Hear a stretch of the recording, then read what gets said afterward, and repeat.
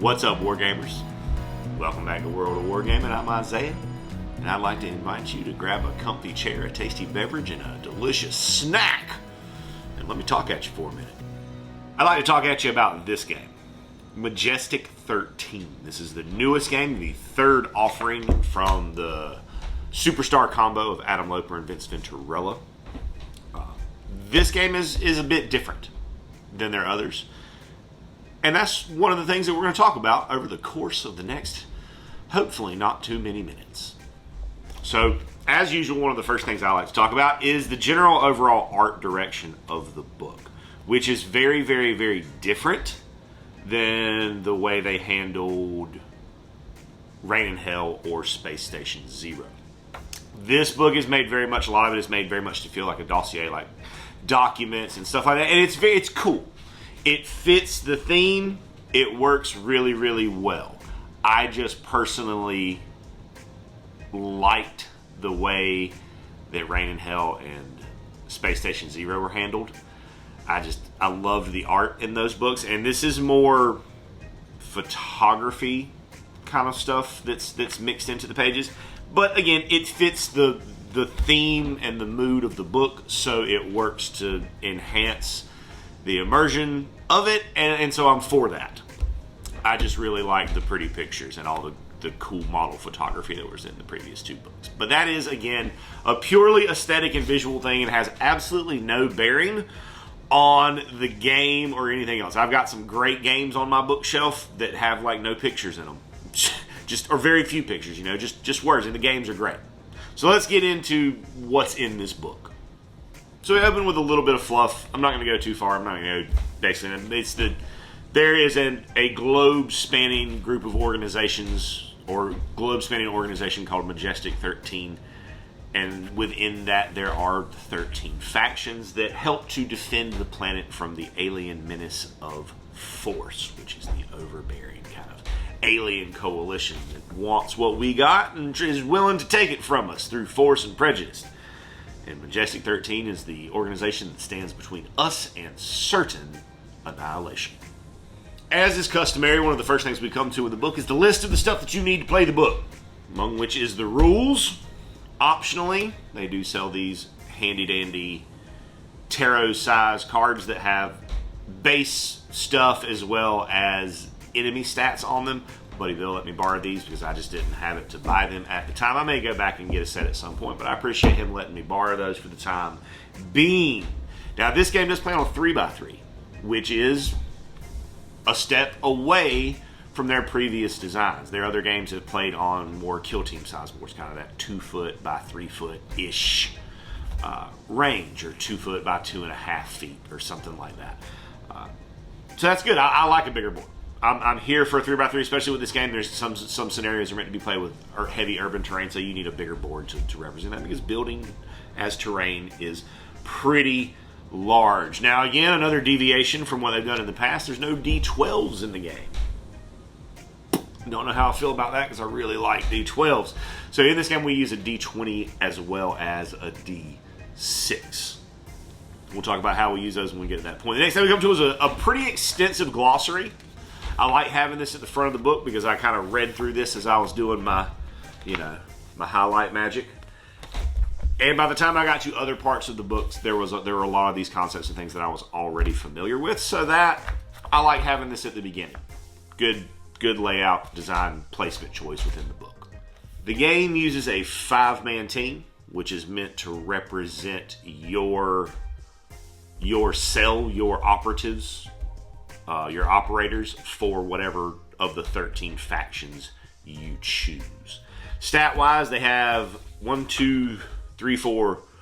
Everybody has 4 stats. Some will have a 5th. You have acuity, combat, dexterity, and fortitude. So acuity affects your ability to spot hidden enemies, but it also plays into the initiative system that they use for this game. And one of the things that I really like about Snarling Badger's games are their initiative systems. They're always clever and fun. I haven't actually put the game on the table at this point, but it seems legit. Everybody has an acuity score. It's kind of like a D&D initiative, but instead of rolling initiative, you have a set initiative, and things just go in the order of their acuity score. It doesn't sound as good as the Rain in Hell initiative system was my favorite one that they've done. The rolling the things and then you put them in the order, and then I enjoyed that initiative system so much. Then we move to our combat stat, which is used for making, obviously, your combat attacks. We've got Fortitude and Dexterity, which predominantly help you with resisting conditions. Dexterity will help you with being restrained or blinded, and Fortitude will help you with being stunned or poisoned. The fifth stat that not everyone has is Psionics, which is exactly what it sounds like. Mind powers. There is one faction that will allow you to take psionics, but they're kind of rare. Most units aren't going to have, or most teams aren't going to have them. Now within each stat, there are also some bonuses. So if you're, for example, with combat, there's a bonus if your combat skill is 13 or higher, then you increase your weapon damage by 1 when you make a combat weapon attack. If your combat is 18 or higher, when you crit on a 19 or a 20 instead of just a 20. And if it's 24 or higher, you do an extra d6 of damage whenever you attack something. So for each stat, there are bonuses that you get as you progress through that stat. Now, as far as using those stats and all that stuff that I just said, the game utilizes a pretty basic stat check and target number system. Now you are kind of looking for larger numbers here. So you're rolling a d20 and then you're adding the entire relevant stat. So if I'm making a combat test, I'm going to roll my d20. If my combat is 12, then if I roll an 18 and I add my 12 to it, my target number is 30. Or my total is 30. And it seems that a lot of the defense numbers and stuff like that are pretty high. So you're looking for larger target numbers as you go. And then your d6 is predominantly your damage dice. Now on with rolling those stat checks, as with any proper experience in my opinion, because I love it when this exists in a game. We have critical success and critical failure, and it's exactly what a seasoned gamer would expect it to be. Crit on a 20 is an auto success. If it's a combat attack, it does double damage. And a 1 is an automatic failure. Womp womp. Next, we come to a little quick overview briefing of the aspects of a mission. So we have our geography. Every game will either be wilderness or urban. From there, you roll to this. There's a system for generating up your terrain, or I'm sure you can just place it however you want to if you prefer to do that. You randomize your enemy, and then bureaucracy, which is kind of a twist to the game. I would imagine something being slightly out of place. I love that it's called bureaucracy because bureaucracy does slow down everything and make everything more difficult than it should be. Secondary objectives, other things that you can do. Your primary objective is always just to kill the alien threat or neutralize the alien threat. But there can also be secondary objectives for you to work on to get extra XP while you're doing that. There will also be a foobar, which I think we know what foobar means. If we don't, Google it, because I'm not going to say it on here. Anyways, and that's something that's a legitimate setback for the mission. And then we have aid, where you are alone in the field, but you are backed up by a multi-billion-dollar paramilitary organization that is not just going to leave you out to dry. So you do get some kind of long-range aid elements that can be used, I think, once per game. From there, we come into our actions and activations. Now, each of your team members can only activate one time. However, monsters, being as how they're outnumbered, well, you can activate up to 3 times in a turn. When your model activates, or first you get the option to clear a condition. So if you have a stun, a poison, a restrain, a whatever, you get a chance to clear one of those. This doesn't cost you an action or anything like that. You just get the option to try to shake it off, which is a stat check for whichever affliction. So either dexterity or fortitude, as we mentioned earlier. Your target number is 20 if it's a phase 1 mission, 25 if it's a phase 2 mission. Phase 2 is kind of like the next difficulty level step up. Once you reach a certain experience or level with your models and your team, then you move up into phase 2 missions. After that, you can move. You can move before your action, or you can move after your action, but you cannot split up your movement. So you can move and then shoot, or you can shoot and then move. But you cannot move, shoot, and then move some more. That's fair. Your other options for actions after that movement are to attack, or before that movement, are to attack. Self-explanatory. You can move again. You can help a team member by potentially removing a condition or healing a wound. Usually that's going to be because of a piece of equipment or an ability, though. You can protect, and this is cool, which is if you're within an inch of them and you want to protect them, combat attacks against them are basically disadvantaged. They roll twice and they take the lowest. And then you can call for aid. This is one team member may complete this once per mission, which is calling in your long-range support elements. Next in the book, we come to movement and combat. This is kind of the primer on the different ways that you can move. So there's climbing, which is double your movement for verticals. You got to be able to end on a flat spot, but you can use your move plus your action as a move, and that counts as getting you towards the top. That counts as a whole one move for the purposes of making sure you get to a flat surface. Some stuff can fly, in which case it doesn't count vertical distance, and some stuff, or you can jump, you can jump up to, it says whatever, but it's a dexterity check at 5 times the distance. So a 3-inch jump would be a dexterity target 15, which again, the numbers, target numbers, the dice, the numbers on the dice rolls are going to get pretty large in the game. However, if you miss that jump, you have the potential to fall.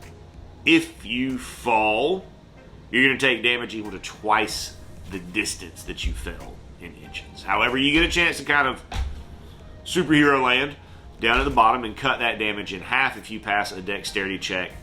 Target number 5 times the distance you fall. So if you fail the jump check, you're falling 3 inches. On a 15, you can cut that damage in half, rounding down for most stuff in this game. And if you're falling an inch or less, you just don't worry about it. You just go about your business. Combat's pretty straightforward. It's very much the same as the stat checks that we talked about earlier. Step 1 is to choose your target. Yeah, that makes sense. Step 2 is to roll your d20 and add your combat stat plus any modifiers that you may have for weapons or bonuses or whatever you may have gotten a bonus from. And if the total of the d20 plus all those numbers is greater than their defense, you hit. And then you roll damage for the weapon that you attack with. And your weapon will tell you what to roll for that as far as number of d6s, I assume. When you take damage, you just remove the hit points. When you're at 0, you're out. Aliens, however, have a condition called in extremis. And this will be listed on their profile. It's once they're at the in extremis threshold, they take 2d6 damage when they activate. However, they get an extra action during that activation. So once you get them down, they're going to start kind of wearing themselves down and helping you, but they're also going to start going absolutely ham across the board. Next, we come to those rascally conditions that we mentioned earlier. They can be the result of usually an alien attacking you with an attack that applies said condition. So if you're stunned, your combat and dexterity scores are cut in half, rounding down, for all checks. If you're poisoned, your move is cut in half, rounding down. And when you make fortitude stat checks, you have to roll basically a disadvantage, where you roll 2 d20s and take the lowest. Restrained is your movement is cut to 0, and you automatically fail all dexterity checks. And if you are blinded, you do not have line of sight to anything. You can't shoot anything. Game uses pretty much true line of sight. Cover's pretty basic. If there's something blocking the model, then it gets covered. The exception to that is anything that's within 3 inches of the shooting model. So if there's like a rock 3 inches in front of the model that's shooting, that doesn't count towards cover. Straightforward system. If they're in cover, then you're attacking at disadvantage, so you're rolling 2 d20s, taking the lower result. Sometimes your models or alien models can be hidden, which means that nothing can draw a line of sight to them. without passing an acuity test to spot them. So an acuity test can be done as part of an attack action to try to like shine your light, spot the enemy, and then open fire on that enemy. If you are hidden and you attack something while being hidden, it counts as a surprise attack, which means that you crit on a 19 or a 20 on that attack instead of just a 20, but that is not cumulative. You can't get a crit chance past 19. It's capped at that point. Next, we come into the team building section of the game, which, as always, we're going to talk about that in a separate video when we build our team together. So we're going to skip through this, but there's a fair amount here, especially in the factions. Each faction will give you a couple of small bonuses. From there, you get an advantage, so like an edge, something that your team can do. And then into gear and the base. So a big chunk of the book is... Yeah, a big chunk of the book is building the base and the team and getting all of that put together. And I'm really excited for that part. Ever since I got into County Road Z last year, I really like games that have a base component to them. It's just, I think it's cool.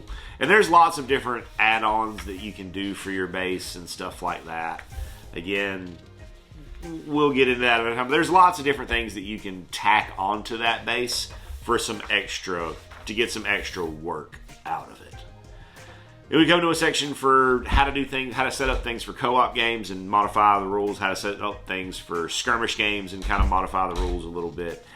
Enemy AI is determined by the type of monster or the type of alien that you are fighting. So there are 3 overarching types. There are monstrosities, ravagers, and stalkers.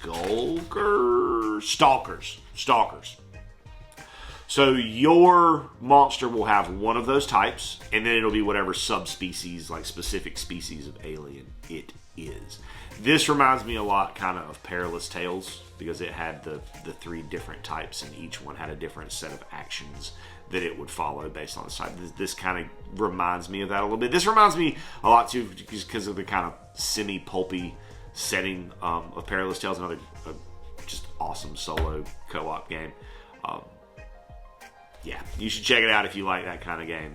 I'm going to, in some way in my head canon, like this will absolutely be worked into my Perilous Tales universe. Like I have a head canon where pretty much all the games I play are woven into one world or universe in my head. It's fun. From there, we come to mission determination. So the first role for determining the mission is determine the geography. Are you fighting in the wilderness or are you fighting in an urban setting? It's just a D6 roll. 4 up is urban, 1-3 is wilderness. Then we go into terrain, and this is similar to the way they've done random generation terrain in their other games. You kind of split the board into quarters and then roll the chart X number of times to fill it in the way you need it to be filled in. Dangerous and difficult terrain is also something that we include. So normal terrain may provide cover or otherwise block line of sight and cost additional movement to move over, but has no other special rules. Difficult terrain. Difficult terrain costs 2 inches of movement for each 1 inch travel. So it's double movement to get through it. So then there's dangerous terrain, which is if you move across, into, out of whatever dangerous terrain, you roll a d6, and on a 5 up, you take a d6 worth of damage. Then we come to selecting the enemy. So I kind of like the way this chart is split up. So you roll a d20, and then if it's 1 through 4 or 5 through whatever, what is it? 1 to 4, 5 to 8, 9 to 12. So it's split into 5 sections of 4. You go to that chart, and then you roll a d6, and then that tells you which alien you're going to fight. The way that this is set up for generating your scenarios, it seems like there is a nearly infinite amount of replayability, which is dope. Which is great to get out of a one book game is that much replayability. They kind of Reign in Hell was very kind of a linear campaign. And then Space Station Zero kind of branched.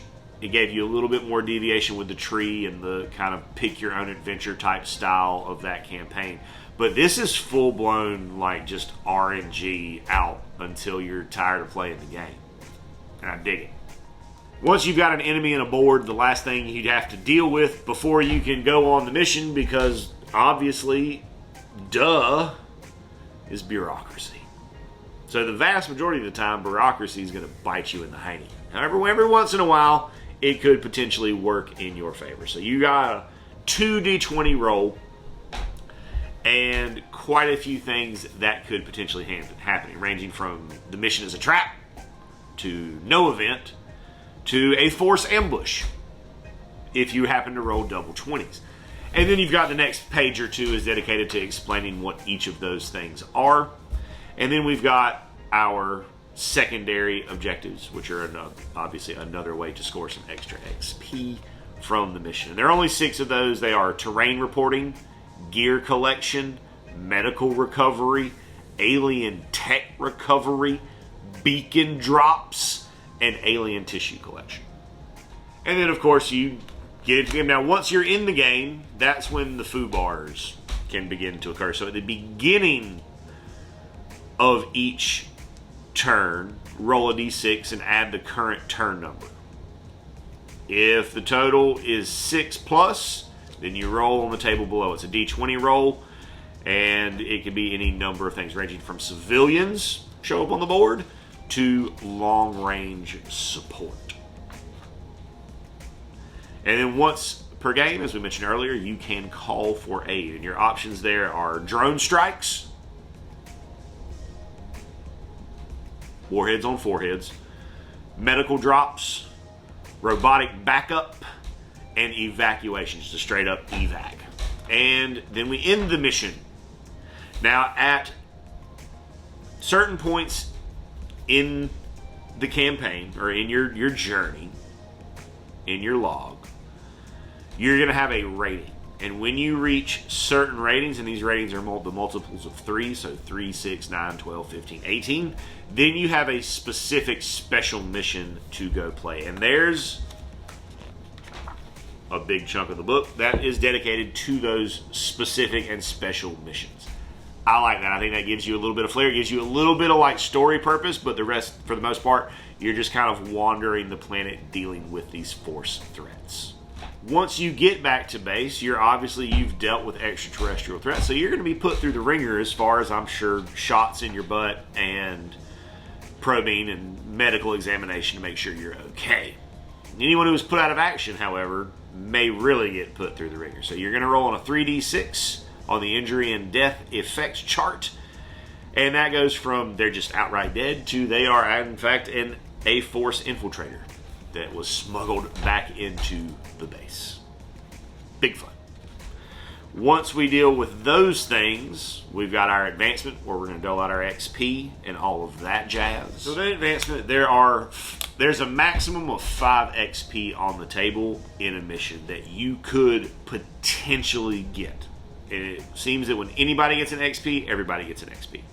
So everybody gets an XP just for showing up. That's 1. Everybody who's still alive at the end of the scenario, gets another 1. All team members get 1 if they complete their secondary. And everybody gets 1 if the enemies were destroyed by round 3. And then all team members that participated in the mission get 1 if nobody was put out of action. So potential 5 on the table. I feel that usually you're going to be somewhere in the like 2 to 4 range for a lot of people. Unless you just have that guy who just runs on the field and dies every time. So once we've done our leveling up, we go to our rewards. Or just rewards. So first we talk about team rating. So every time you complete a mission, victory, failure, near victory, near defeat, doesn't matter. As long as somebody survived, the team rating will go up by 1. And then on those multiples of 3 that we mentioned earlier, we do those special missions. Once you get to rank 7, rating 7, you are now a veteran team and you get some bonuses on the bureaucracy rolls. Once you're at rating 10, your team is now in phase 2, and then you're doing the more difficult versions of things. Equipment and requisition, you can attempt to requisition up to 2 pieces of equipment and 1 base upgrade. But then you must deal with some bureaucracy to see if you get it. So the bureaucracy phase for the end game is not quite the same as in the first bureaucracy. When you're setting up your mission, you're dealing with just kind of 2d20 in a chart. Here, we're dealing with a d6 for each thing that you attempted to requisition. However, there are some modifiers here. So you get +1 to your roll if your team achieved victory in the mission by the end of round 3. If you've placed the request for the same equipment or base upgrade during a previous mission's post-game process, but that request was not fulfilled, you get another +1. If the civilians were not alerted in the last successful mission, you get +1. If your team is a veteran team, you get +1. So once you get to rating 7 and fill out, never mind, that one's redacted, so it doesn't matter. I like how some of the things in the charts are just redacted, like taken away. I think that's very on point for the flavor of the book. If you get a 5+ after your modifiers, if you get a 6+ after modifiers for equipment, you get your equipment. If you get a 5+ after the modifiers for a base upgrade, you get it. Otherwise, it gets lost in the meandering halls of bureaucracy of Majestic 13. Next up, we come to the monsters, and there are lots of them. There's 20 monsters in the book, I want to say, because there's 20 on that chart. So yeah, there's 20 different aliens in the book. And one of my favorite things about this so far is that I have several models sitting around that will work beautifully for this, but it also gives me an excuse to go out and look for weird models that, what else am I going to use this for? That make a cool alien. Like I've been eyeballing the Alien Queen model, like Aliens franchise movie model. So I used this game as a justification to go out and purchase that. It was only like $14-15. So nothing like crazy expensive or anything, but I've been thinking about still on buying, like, man, but what am I going to use it for? What am I going to use it for? This is what I'm going to use it for. And that's one of the reasons that I love miniature agnostic games, is because they give you so many options and things to go explore, new models and new ways that you can potentially pet this monster. I'm sorry, I did not show you the full amount of monsters. I just showed you the monstrosities. This is the full totality of the monster section. Please don't judge me for the way I manhandle these books. And then we come to a pretty solid little quick reference. We've got a rule summary on the back. It covers movement, stat checks, crit, success and failure, actions and activations, combat steps. Solid little quick reference. Everybody knows that Isaiah loves a good quick reference. So, price point and accessibility. The rules for the game are not expensive. They're like $20, and as they have done with all of their other games, when you purchase it, if you purchase the actual print-on-demand book, you get the PDF for free. The card pack is like $20. Now, I had this same complaint when I got the cards for Forbidden Soul, and that's that there's, give me a paper deck box, like what playing cards would come in, just for the ease of storage. It's a small thing, it's not a big deal, but I think for $20 you can put, just a plain, doesn't have no decoration, no nothing, just a plain white paper flat lid box. I'll pay an extra $1 for that if that's necessary for any of these types of cards. But don't just send me cards that are wrapped in plastic like this, because then it's a pain in the you-know-what to keep them together and organized and everything, especially when it's a slightly odd card size like this. I think I've got an old Plains Chase, like dual deck box, so I could probably slip these in, but it's just a pet peeve. It's not a big deal. These are still a wonderful quality of life aspect to add to your game for ease of play, so you're not flipping through the book a million times. I support them. I just wish there was a little paper box to put them in. Accessibility-wise, the game does have some remotely intense terrain demands. Now, you can skirt around that, obviously. I would say wilderness tables are much easier and cost efficient to put together if you have a limited terrain supply. Rocks can be made from XPS foam or crumpled up newspaper with plaster cloth on it. There's lots of ways to do rocks. Trees can be purchased from Amazon at a very, very, 16 for like 30 or 40 trees. Very reasonable price. Wilderness tables can be put together fairly easily at a fairly reasonable price. Now, the urban side of it, that may require some investment. If now you can obviously just put, boxes or whatever on the table, but if you want to make immersive tables and you don't already have, a selection of urban or modern type terrain, that could be an investment that is a bit of a hidden cost of the game. But again, you don't have to play the urban environments. You can just always play wilderness environments out in the woods, and then slowly over time as you do that, maybe work up and build up some of those buildings, buy one here, buy one there, and see how it, or you can do kind of small town urban, move from the wilderness to kind of small town rural type stuff where you don't need as many buildings as you build up that collection. But pretty minor opportunity to buy and look at and browse through lots of weird models that who knows what else they would be used for in the realm of wargaming. Overall, as with Reign in Hell and Space Station Zero, I think the game is going to be a banger. I love the just total RNG aspect of doing the campaign and then having those certain milestones where you go and do the specific mission. I think that's going to be a lot of fun, and I'm really excited to see if I can get all the way to the end of the campaign.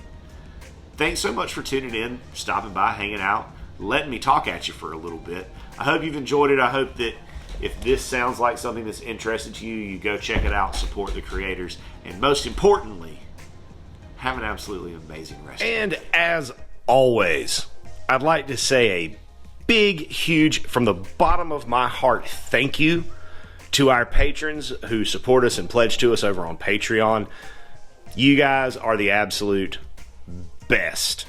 If you enjoyed the content you saw here today and that's something that you would like to consider doing to help out the channel, go over there, check out the link in the description, check out the Patreon. There's a lot of cool stuff over there, including access to our Discord server, talk to me, hang out with me, talk about our work, what we got going on in the hobby, some shout outs, all kinds of cool stuff. Check it out if that's something that you think you would be into. And regardless of whether or not you do that, I want you to know that I am incredibly grateful that you decided to stop by and spend part of your day with me today, rolling dice and pushing toy soldiers around. I hope you have an amazing rest of your day, and as always, may the dice be ever in your favor.